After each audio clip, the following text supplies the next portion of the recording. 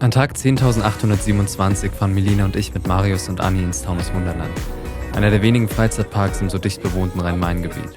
Zielgruppe 8 bis 12, passend für meine Risikobereitschaft in Sachen Achterbahnen und anderen Fahrgeschäften. Die Tage um Halloween sind das letzte Highlight der Saison und überall stehen Skelette, Zombie-Katzen und Kürbisse. Einige verkleidete Mitarbeiter versuchen gruselig zu gucken. In der Schlange überwiegend Kinder mit ihren Eltern, die sind teilweise auch geschminkt und verkleidet. Auch im Freizeitpark gilt, sehen und gesehen werden. So, das ist deine Lieblingsattraktion? Das ist meine Lieblingsattraktion, das ist das Geilste, was es gibt. Knall und Fall.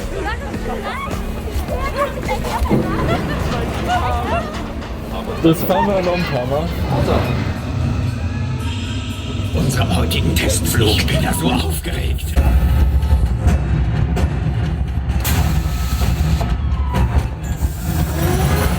Das ist gerade erst seit 2 Wochen oder so offen, das Oh, Ding. wie süß ist der T-Rex? Wir haben extra ein Auto gesucht, das klein genug ist für seine Arme. Oh, das ist richtig süß. Mit sowas kriegen sie dich, ne? Ich will Wenn es den im Shop gibt. den nehme ich.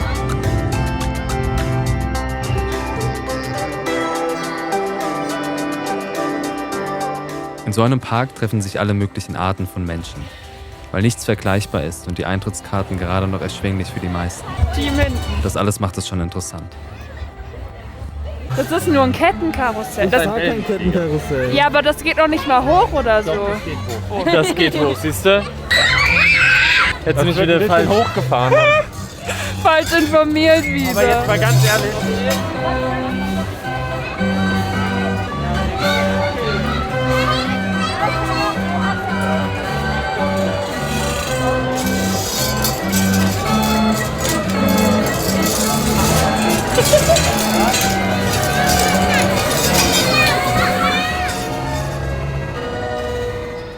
Immer geil. Beste. Wellenflieger geht ab. Kettenkarussell ist aber so entspannend. Das ist auch gut. Oh. Dankeschön. Bitteschön.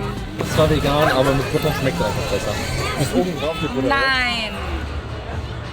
Das Taunus Wunderland ist ein Ort, an den ich Erinnerungen aus der Kindheit habe. Nicht unbedingt gute. Ich war ein ängstliches Kind und erinnere mich daran, wie Opa und Oma mich überreden mussten, die kleine Achterbahn zu fahren, die bis heute steht. Diese scharfen Kurven ganz oben. Wahrscheinlich habe ich geweint. Wahrscheinlich war ich schon zu alt, um deshalb zu weinen. Aber zumindest ist es eine Erinnerung. Uns alle. Nein, man sieht nur unsere dicken Köpfe. Warum dauert das so lange, das ist los? Damit die den Wald für uns alleine Rest in pieces.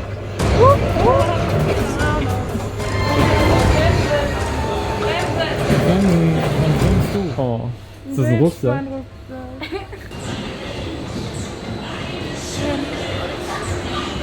Ah, gefällt. Das ist nicht für meine Größe gebaut, das Ding. Nicht für meine Größe gebaut.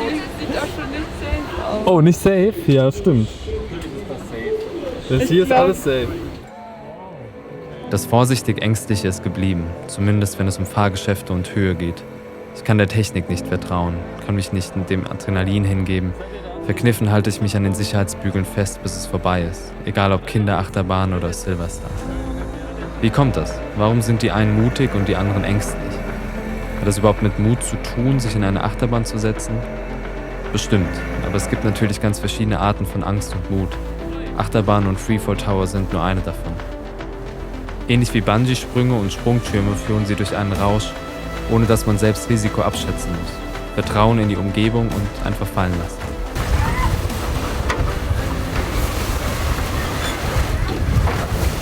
Alles gegeben.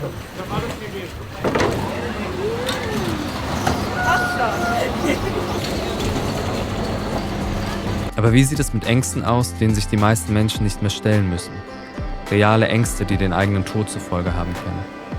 Wilder Dschungel, Klippensprünge, Klettern ohne Sicherung, Demonstrieren in autoritären Staaten, Militäreinsätze, Bürgerkriege, nur um einige zu nennen. Eine ganz andere Stufe von Angst.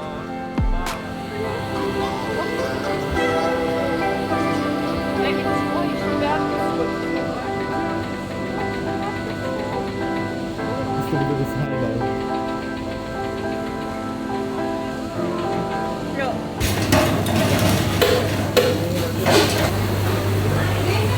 Schmier's einfach an ihn ab, das habe ich auch gemacht. Gehen wir jetzt zum Heu-Express oder nicht? Die Fight-or-Flight-Response ist ein vom US-amerikanischen Physiologen Walter Cannon geprägter Begriff. Er forscht an Soldaten, die aus dem Ersten Weltkrieg zurückkamen und eine posttraumatische Belastungsstörung entwickelt hatten.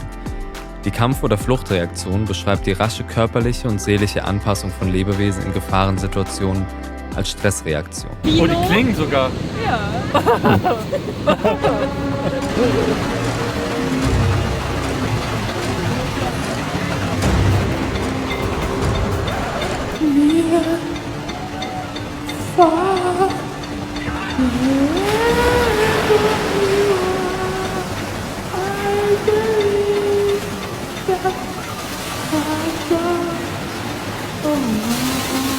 Willkommen bei Hin und Weg. Dem Podcast, den man besser nicht schubst, weil er einen Joghurt im Rucksack hat. Wow, okay, jetzt wisst ihr Bescheid. Jetzt weiß man alles. Ja.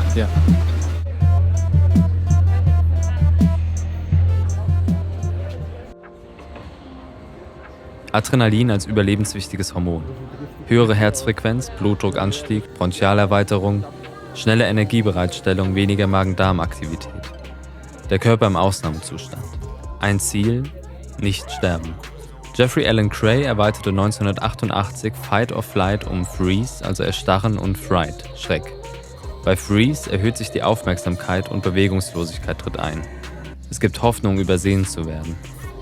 Fright lähmt die Muskulatur. Ziel ist es, sich totzustellen. Das tritt ein, wenn weder Kampf noch Flucht realistisch erscheinen. Zu lang andauernder Stress kann zum Zusammenbruch des Organismus führen.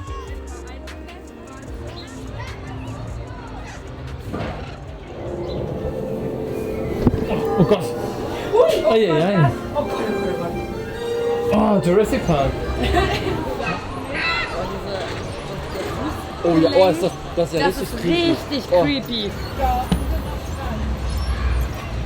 Wahrscheinlich ist es genau wegen so Leuten wie dir kaputt. Kann jemand den Knopf drücken? Den Knopf. Da. Wir leben heute in so großer Sicherheit, dass wir uns nach Adrenalinstößen sehen. Also hat die Menschheit Freizeitparks entwickelt. Todesangst ohne Todesangst. Es war ein schöner Tag, gemeinsam im Taunus Wunderland. Treten! Es brennt! Es brennt! Bis morgen an Tag 10.828. Welcher Tag ist heute für dich und was macht ihn besonders? Schreib's in die Kommentare. Taunus Wunderland. Ist mein Freizeitpark. Ja, Gerade. nur wo ist der Knall? Du fandst auch gut? Ja.